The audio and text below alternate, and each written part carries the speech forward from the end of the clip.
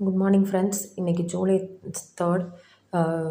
Morning early morning 4:30க்கு எழுந்திரிச்சு எப்போ ஆஸ் யூஷுவல் வாசல் தெளித்து கோலம் போட்டு விளக்கேற்றி வாசலில் ஃபஸ்ட்டு உள்ளே விளக்கேற்றி வச்சுட்டு தான் நான் நெக்ஸ்ட்டு வாசலில் விளக்கேற்றி வைப்பேன். விளக்கேற்றி வச்சுட்டு பத்தி காமிச்சிட்டு சாமிக்கு ஏதாவது பிரசாதம் வைப்பேன். நான் இன்றைக்கி பால் மட்டும் தான் வச்சு சாமி கும்பிட்டேன்.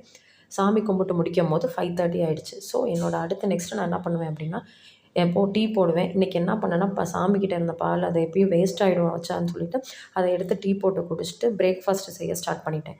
இன்றைக்கி பிரேக்ஃபாஸ்ட் என்ன அப்படின்னா, அப்பம், தேங்காய் பால். ஸ்நாக்ஸுக்கு வந்து பணியாரம், முறுக்கு கொடுத்தேன். லஞ்சுக்கு வந்து டொமேட்டோ ரைஸ் செஞ்சு கொடுத்தேன். ஏன்னா பணியாரம் சாப்பிட்டா கொஞ்சம் ஒரு மாதிரி திகட்டுற மாதிரி இருக்கும்னு சொல்லிட்டு தான் முறுக்கு நான் வச்சேன். தக்காளி தொக்கு செஞ்சு தான் நான் அவனுக்கு வந்து ரைஸில் செஞ்சு கொடுத்தேன். ஸோ அந்த தொக்கை வச்சு மிச்ச தோசைக்கும் நான் அதை வச்சு ஒரு காரமாக இருக்கட்டுமே அப்படின்னு சொல்லிட்டு அவனுக்கு செஞ்சு கொடுத்தேன். அடுத்து வந்து பணியாரமாகவும் ஆப்பமாகவும் எப்படி செய்கிறதுன்னு சொல்லிவிட்டு நான் நெக்ஸ்ட் வீடியோவில் உங்களுக்கு டீட்டெயில்டாக நான் போடுறேன். பணியாரமாவுக்கும் ஆப்பமாவுக்கும் சின்ன டிஃப்ரென்ஸ் தான். அது என்ன இன்க்ரீடியன்ஸ் நம்ம ஆட் பண்ணணும் அப்படின்றத நான் நெக்ஸ்ட் வீடியோவில் நான் உங்களுக்கு கண்டிப்பாக போட்டேன்.